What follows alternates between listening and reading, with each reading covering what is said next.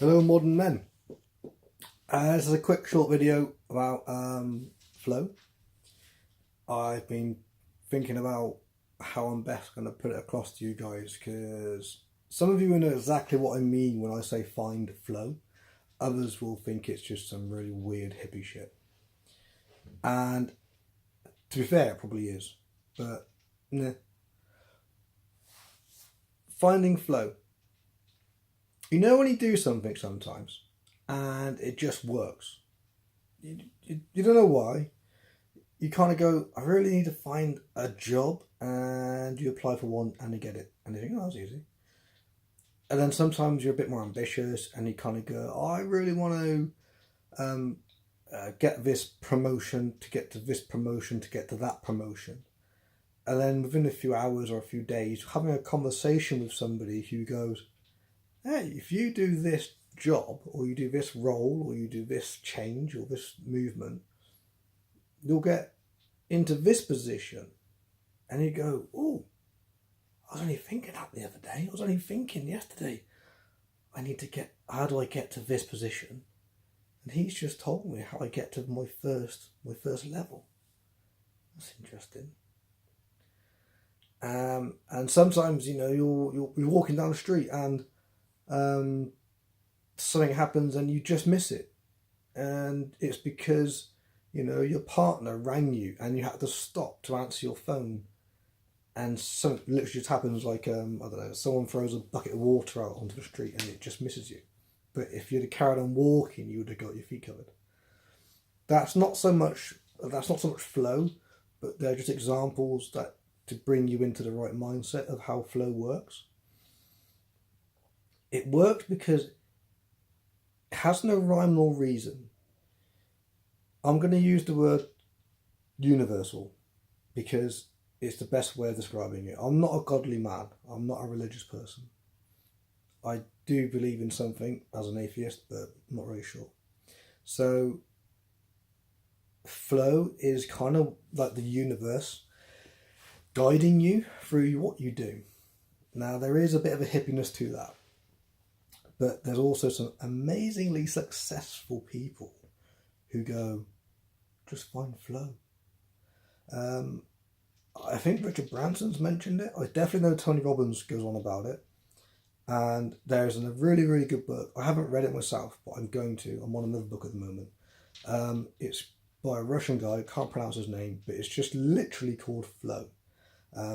If someone's read it, is it worth reading? Because it's the next book I'm going to buy. And I think flow could be interpretational. So if you're on a job you don't like and people keep offering you jobs and you keep turning them down, that's basically the universe knocking on your door saying, hello, we know you're miserable, come out to play, come on. And because you may not like change, or you may not be in a position to change, the universe is going to keep banging on your door until you do change. And it's going to do one or two things. It's going to do one, keep banging on your door, and then someone's going to say, oh, I remember we met at that job interview and you got the job and I didn't. I now do this. And you go, that's the job I've always wanted. But you just missed an opportunity, a sliding door moment. If you were constantly working for the same company and you desperately wanted to get out and you knew what you wanted to do, you had a real passion for it, and people keep saying, random strangers, oh, you're really good at this. Let's say you're an IT installer person and your passion is photography. Two contrasting elements. Is you're a really good photographer and you've got a real passion for it and a real drive, but you're not in that crossover situation. People have brought your artwork and they've brought your photos, and you're kind of making enough to go, I could have a nice lifestyle, I could take my family out for nice food, I could pay for a nice holiday. Yeah, great, well done. But you're miserable as fuck in your job, and that affects your home life more. And then when you are out, and doing your photography because it's a passion, and people keep telling you, you should do this as a job, you'd be quite good. And you're like, no, it's a hobby. The people who keep telling you to do stuff, they're the ones that the universe is giving you, saying, these are your opportunities. Learn to be a salesman, as someone told me on this group. And it will work. If you've got a passion for something, or if you don't know what your passion is, and you're in this job but people keep asking you to do something which isn't your job, but you're good at it, then maybe that could be your next income. It may not be your passion, but it could take you somewhere where you didn't know. Life, the universe, God, if you like, will provide you with many, many opportunities to do stuff. It's up to us to decipher what he's on about, or what the universe is on about, or what your friends are on about. I've always done fitness. I've always been involved in fitness. Ever since I was like 15 years old, and I used to take mates out for rugby for runs because I knew it was good for them. Right up to today, where I'm now coaching fitness to people. And I get a massive buzz from it. And for me, only last week, I had a challenge, I had a life challenge. It was very stressful. I quit a job that was safe and reliable money. It was £200 a month. And self-employed, that money's useful. I also work full-time as well. So I was in this crossroads. If I lose this £200, I need to make £200 to fill the void.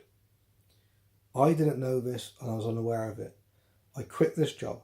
I thought, change is happening. I'm going to trust change. Life is giving me a sliding door moment. And I took on the change. I quit because I will not drop my money. My skill set is too good and my knowledge is too good for me to drop my money. I will not drop it. And life is saying, do you self-respect yourself? Yes, I do. Then quit. And I did. Big risk. A day later, I walk into work and my boss says to me, had an email literally this morning, there's overtime starting from the 12th of January, Saturdays, it's an unlock and lock. You haven't got to be on site. You'll get paid £60 for it. What? Completely out of nowhere. I had no clue that this person who normally does it was leaving. She's in a completely different department to me. I hardly see her. And I walk into work the next day and there's an opportunity to make £240 a month. After tax, I'm looking at 212 quid, 215 quid on top of my wage. Safe, reliable income. That opportunity I took, that quitting that little job I did in Western, means now all my work is based in Bristol, which is something I've been working towards for over a year. I've now had 2 further opportunities to increase my value and to increase my knowledge in Bristol, working in the same industry I'm in now with fitness, through the job I currently work in. So my main income job, I don't do anything. I'm a caretaker, so it's nowhere near what I do, what my passion is with fitness. It's completely the opposite direction, but it's simple and it's easy and the money's safe. Now, because I've taken this opportunity to work a bit more in Bristol, I've had 2 further opportunities with my job to say, can you do this as well for us? And 2 of those opportunities are actually working within the school's PE department. If you just trust flow and you let flow happen, it will be okay. And another little thing, I do PTs, and I hire a gym space, which is completely normal. All PTs have to go through it. I heard a rumour on the grapevine there was a certain gym doing free gym rental for a class cover. And I thought, well, that's kind of convenient. So I walk into this gym, I speak to the manager. He's like, yeah, 10 hours a week. Nope, I can't do 10 hours a week, mate. I can't do that.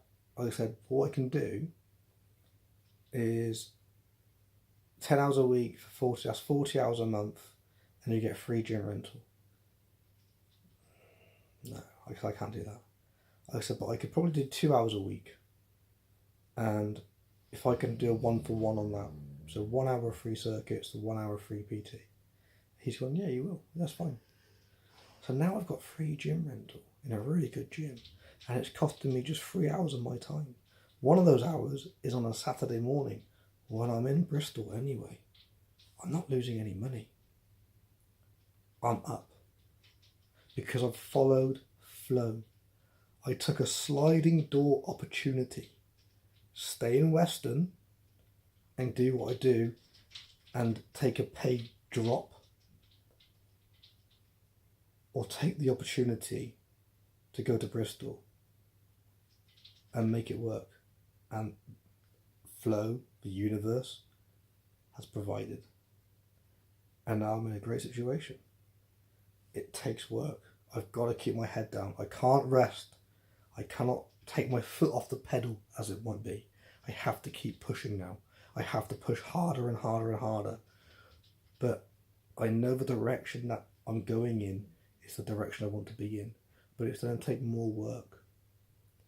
You have to have a work ethic like you never knew existed. You have to be strong. You have to be mentally positive. You have to be mentally stable. And you've got to trust flow.